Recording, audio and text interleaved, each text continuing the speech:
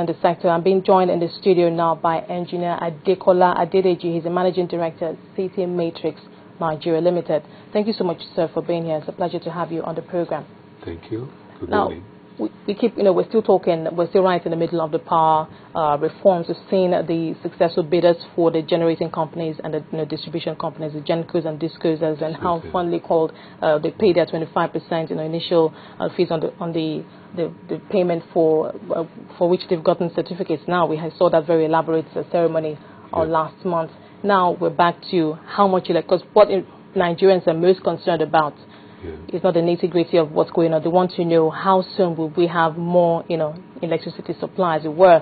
I understand that right now output is still around 4,500 megawatts.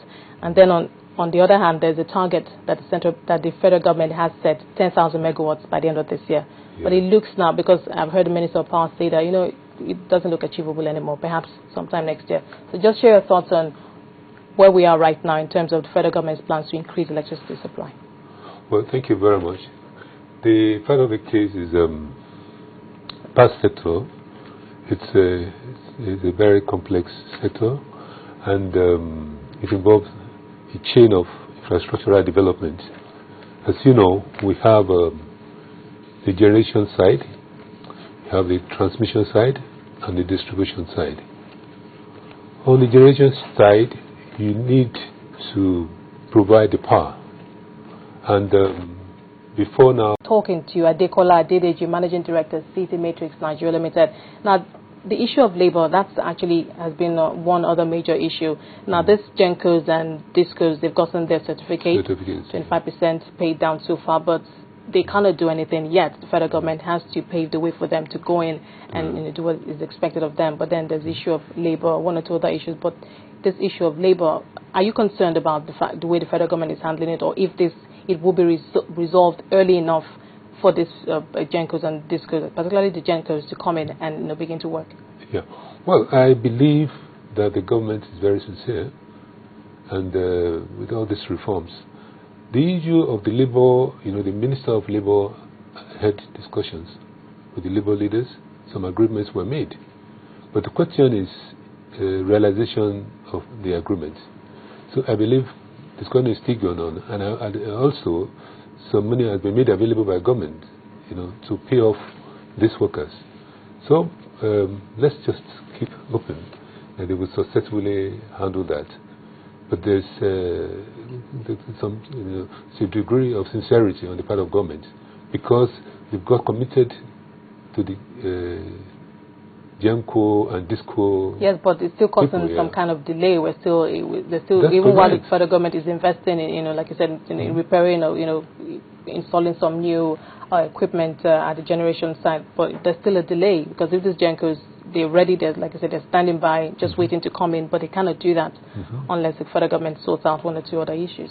Yeah, like I said, that's a very critical point, and I believe discussion is still going on, and I'm quite optimistic that very soon they should be able to get over it. Yeah. Okay, let's talk about the National Integrated Power Project, the NIPP, that the federal government that we've been talking about. For the NIPP projects, many of them coming on stream this year, 2013. For the NIPP projects, 1,896 megawatts is what the federal government is targeting. For the IPPs, independent power projects, 292 megawatts. And the federal government legacy assets, 514. The federal government says it's also investing heavily to boost generation through large, medium, and small hydros, with a total capacity of 4,234. Now, when you hear these figures from the NIPP to the IPP to the federal government legacy assets, are they sufficient? Do you think they should be higher in terms of what our capacity is at this point? Well, you see, there is no amount of investment that is made in the power sector that will be enough, because we need a lot of power to drive the economy. If you look at the situation like the US, with a population of about 250 million, they are generating about 650,000 megawatts. 850. Okay? A country like Egypt is generating almost about 70,000. South Africa there, about 52,000. And we are talking about 4,000 here. So what are we talking about? Look at South Africa, even Ghana. the Nigerian situation, that is per capita consumption, is better than that of Nigeria. So what I'm saying in effect is this: we need more and more and more investment to get where we want to get to. Where would you like to see these investments coming from? Obviously, the federal government has talked about loans. There will be a lot of borrowing involved to fund this project. Yes. From our budget, like I said, we need to restructure our budget. What is going to service, civil service, to pay salaries, it's too much. To develop the economy, it's too much. If you are spending almost about 70% of your resources to pay staff or pay politicians, then it's not right. But the budget itself is not sufficient. Even I think what is made available now is not sufficient. Right now, yes. If you're serious about growing our economy, we need to restructure our budgeting format. Okay, that's number one. Yes, you can borrow money, you can get loans, but the question is, where are you putting the loans? Are you efficiently applying the loan into the right quarter? So, if these issues are looked into critically, we should be able to get more and more investment. That's on one side. Then we need also to get foreign investment. You need to attract them. You can only attract them when the business is profitable, and this is where the issue of the price that people have to pay for energy has to be reviewed. On the average, a lot of people wouldn't even mind it if the power is there regularly, and at the right time you need the power, you can switch on and get your power. They may not even mind marginal increase. So these issues are being looked into to make it attractive for foreign investors. In fact, it's because of the effort that the NEC, that is National Electricity Regulatory Commission, has made in reconciling this issue of tariff, that has attracted the foreign investors, to be interested in this GEMCO, DISCO thing. And more of them will still come if we make the business attractive.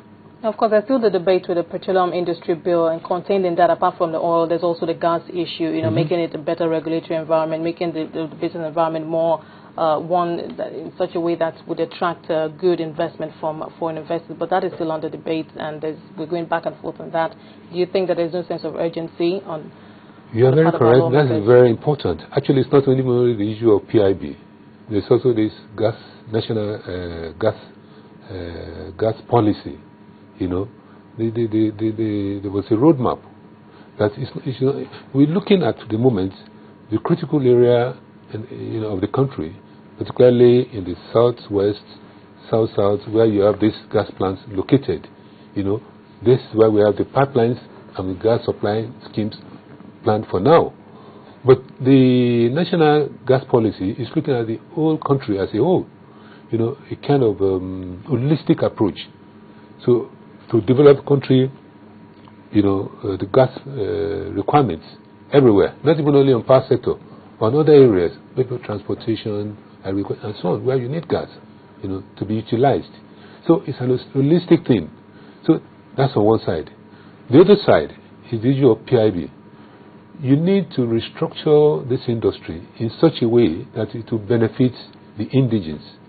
You need to restructure it in a way that will make it attractive, and then we can develop the resources in ways and manner that will make our economy grow. So this is also going on, and I believe the Senate is doing a lot to get these issues and this bill out before the end of the year. And it's not impossible. Before the end of the year, that we're going to be hearing it. Because last year we were saying, yes, first quarter, worst case scenario, perhaps second quarter of 2013. This time around, I think it